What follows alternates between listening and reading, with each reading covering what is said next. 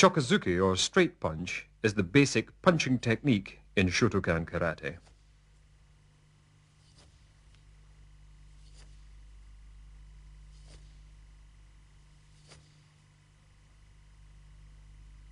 One of the elemental things to learn is making a fist. Start with your little finger first. There should be no spaces in the completed fist.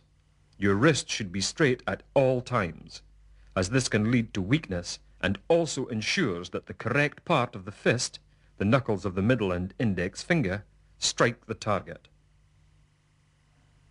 You should practice this movement regularly so that making a fist correctly becomes a reflex action.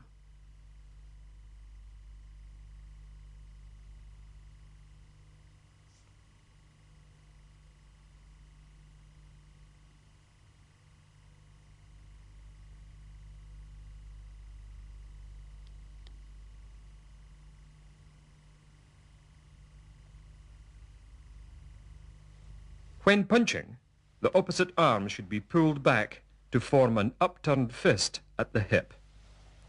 This reaction movement will help to develop speed and strength to the punching technique.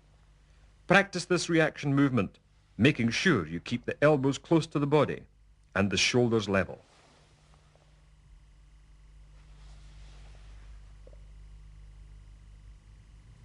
You should always strike to the center line of the body, twisting your wrist on contact and focusing your body weight behind the technique.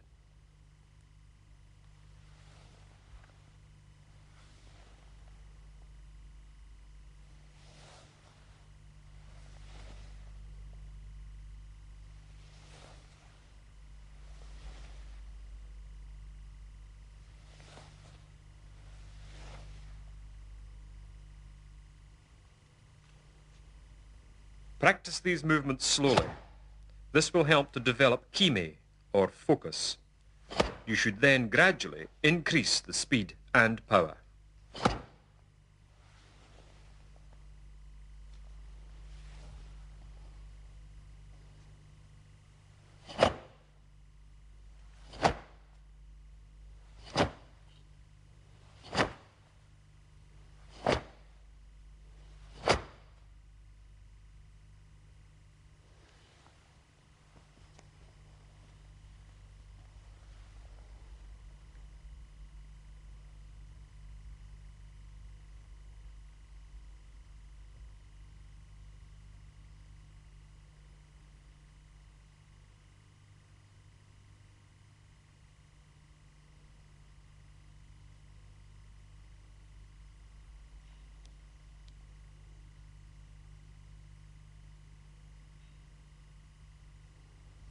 It is important that the body does not lean back from the waist on punching, and that the fist always returns to the hip.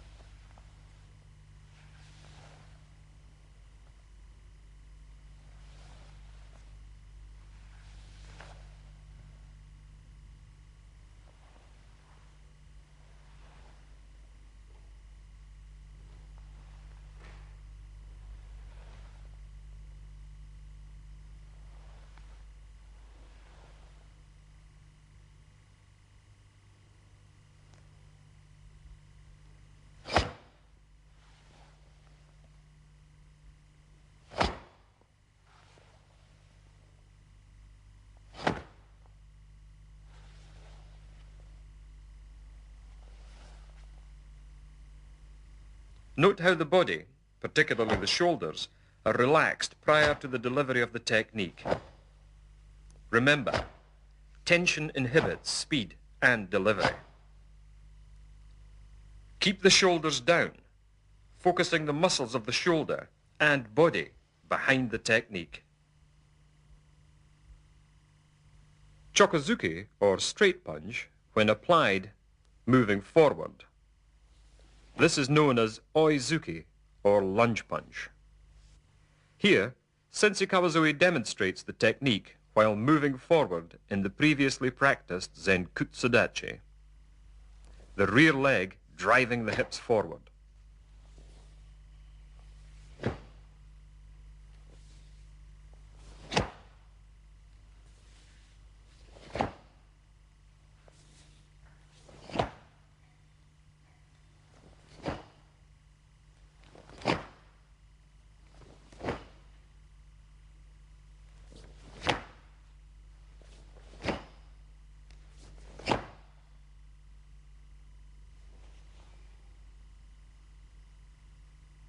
Note that the same punching position is maintained.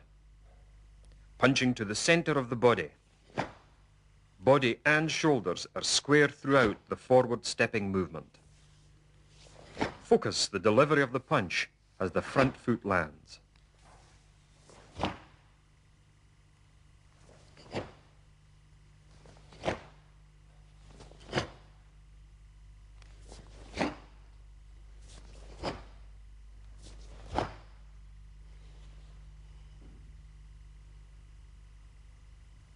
Chokazuki, when delivered in the opposite side to the leading leg, is known as Gyakuzuki, or reverse punch. Reverse punch is usually used as a counter punch. Initially, it is used from a static position, and then, as the student progresses, from more fluid and variable stances. Again, it is important to pull back the opposite hand sharply to increase the speed and power of the technique. The twisting and focusing of the hips as the punch is delivered is achieved by locking the back leg and focusing the body weight behind the punch. Note too that the knee does not wobble when delivering the technique.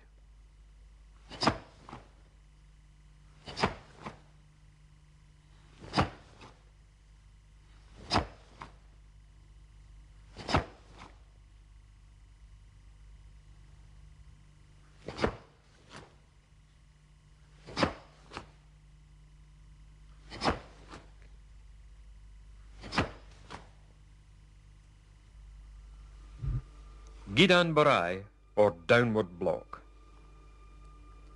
This is used to defend the lower part of the body. The block is focused on completion of the downward movement, with the twisting action of each arm. Basic training techniques are practiced in drill form during training. Gidan Barai is used to start the drill sequence and the turn. It is important to note that the fist travels from the opposite shoulder. Short movements are weak and ineffective. As with all blocks when moving in Zenkutsudachi, the body and hips are pivoted to 45 degrees to add power to the movement. At the same time, the opposite hand is pulled sharply back in preparation for a counter punch.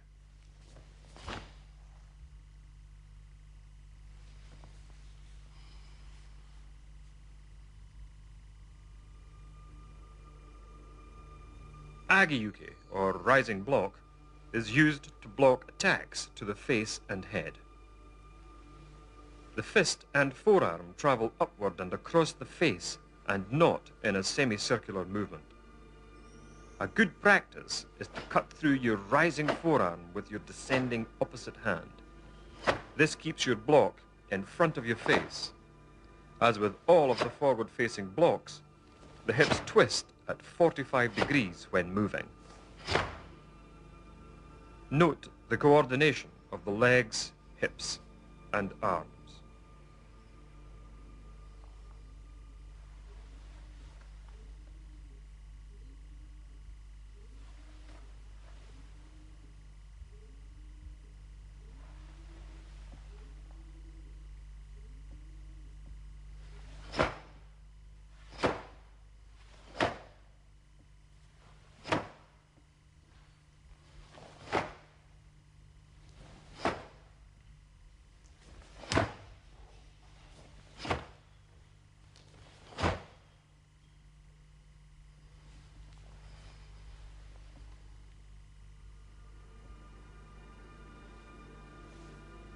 Sotoyuke, or outside block. This is used to block to the middle or chest section of the body, with the twist of the hands as the block is completed, using the kimi of the body and shoulders. Again, as with all of the blocks, the hips twist at 45 degrees.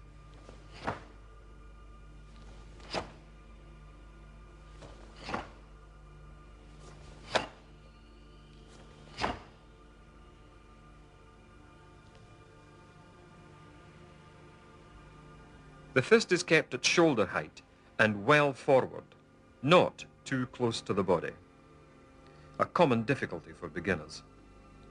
The blocking area, as with Gidan Barai and Agiyuke, is the outside edge of the wrist and forearm.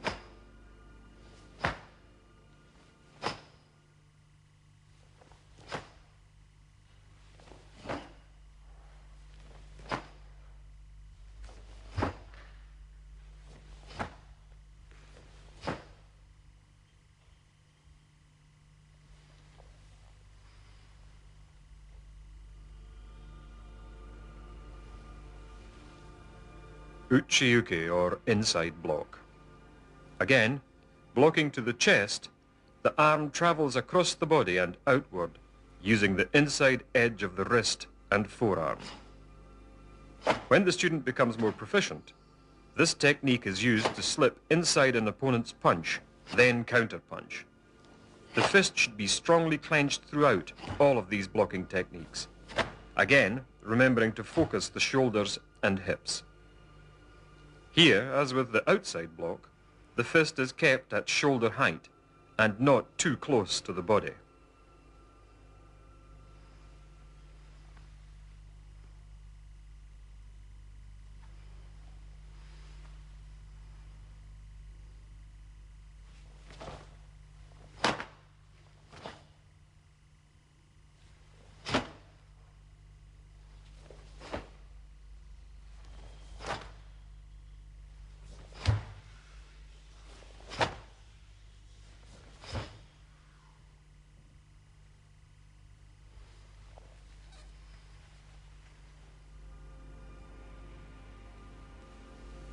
Shutoyuke, the knife hand block.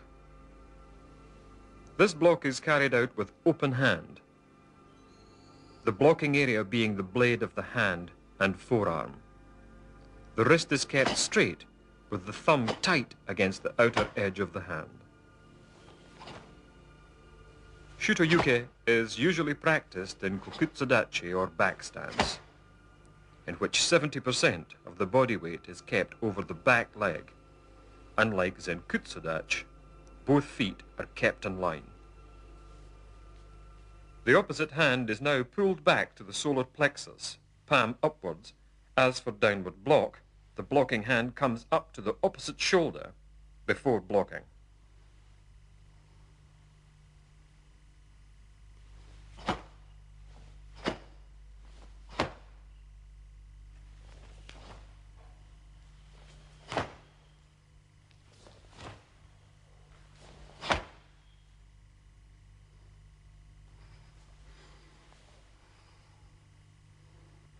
When turning in Shutoyuke, pivot, then transfer the weight to your back foot as you turn. As we have seen, punching techniques are known as zuke, blocking techniques as yuke, and now kicking techniques or geri. There are two basic kicking methods in karate. Kiage, in which you snap the kick, and kikomi, or thrust kick. First, mai geri, or front snap kick. Make sure the upper body is relaxed at all times during the kick. Try not to tense up as you deliver the kick. The supporting leg should be kept bent.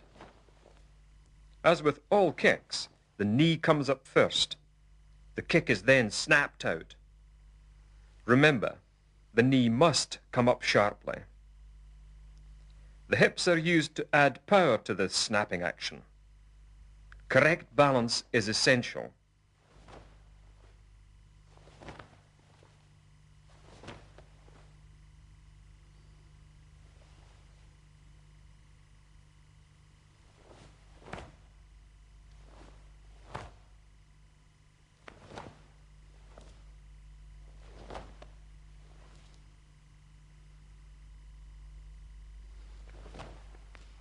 With this attack, the striking area is the ball of the foot with the toes turned back.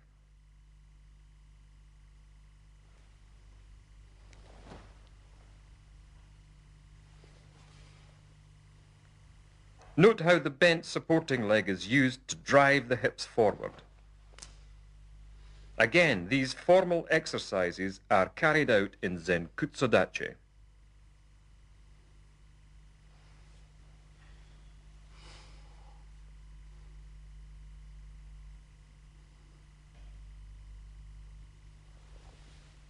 Yokogeri Kikomi, or side thrust kick. As with all kicks, the knee comes up first. However, this time, the leg is thrust out from the raised knee stance and locked out to the side. Note how the supporting foot pivots as the hips thrust into the kick. The kicking leg is retracted without dropping the knee. The movements for these kicking techniques are initially carried out in Kibodachi, or straddle stance. In Kibodachi, the karateka moves sideways. Stepping past the leading leg, the weight is equally distributed. The knees should be bent and slightly inclined inward. Only the head is turned in the direction of the kick.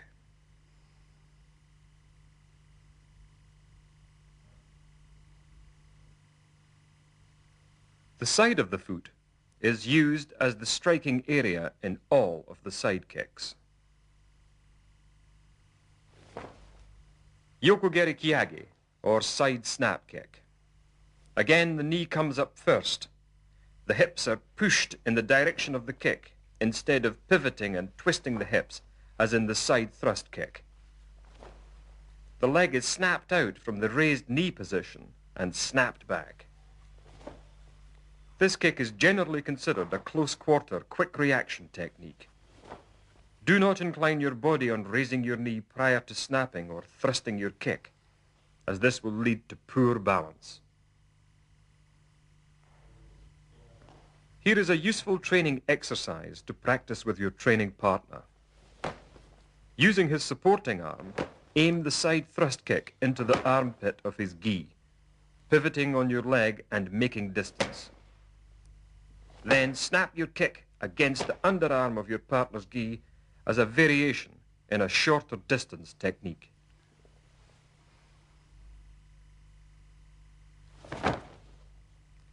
Don't lean forward from the waist when practicing side kick. Learn to keep the body as near upright as possible. Use your training partner to help you correct your form and stances. Mawashigiri, or roundhouse kick. Again, the same kicking principles apply, bringing the knee up first. Here, however, the foot and lower leg are kept slightly outside the knee, snapping round in a more horizontal movement. The kick is used to attack the outside areas of your opponent's body, that is, kidneys, ribs, and the temple. It is important that when kicking, the upper body does not incline or bend when raising the kicking knee.